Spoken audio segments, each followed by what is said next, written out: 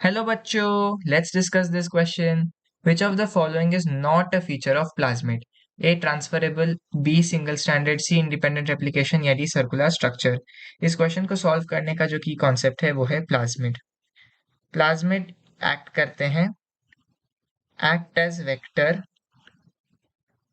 To transfer foreign DNA to organism, to transfer foreign DNA to organism. तो अगर हमको इसमें पहले फॉरेन डीएनए डालना है और फिर उसको ऑर्गेनिज्म के अंदर वापस पहुंचाना है, तो फिर बहुत एपरेंट या बहुत ऑब्वियस सी चीज है कि ये ट्रांसफरेबल होना चाहिए. प्लाज्मिड का एक फीचर होता है बहुत इजीली ट्रांसफरेबल है. तो ये हमने यूज किया है आरडीएनए टेक्नोलॉजी में. साथ ही साथ अगर हम प्लाज्मिड की बात करें तो आपको पता है कि ये सर्कुलर शेप का होता है और ये डबल स्टैंडर्ड डीएनए यहाँ पर दिखती है, डबल स्टैंडर्ड डीएनए. और साथ ही साथ आपको पता होगा कि ये जो प्लाज्मिड है वो इंडिपेंडेंट रेप्लिकेशन करती है, इंडिपेंडेंट रेप्लिकेशन. और ये बेसिकली मेन जो न्यूक्लियोइड है ना उसके कंट्रोल में नहीं होती है.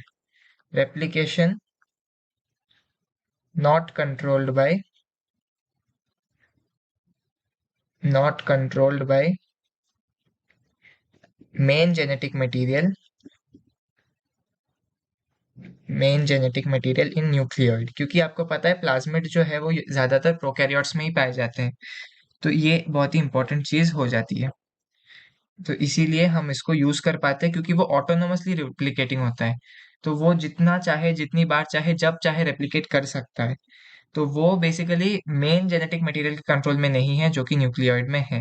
वो इंडिपेंडेंटली रेप्लिकेट कर सकती है, डबल स्टैंडर्ड है, सर्कुलर शेप की है और इजीली ट्रांसफरेबल है. ये सारे प्लाज्मिड के फीचर्स हैं.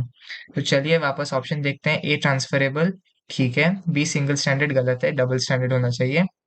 सी इंडिपेंडेंट रेप्लिकेशन गलत है, सॉरी सी इंडिपेंडेंट रेप्लिकेशन ये बिल्कुल सही है, सॉरी ये बिल्कुल सही है. और डी स्ट्रक्चरल सर्कुलर स्ट्रक्चर भी ठीक है. So the correct option to this question is option B single standard. Hope you understood it well. All the best.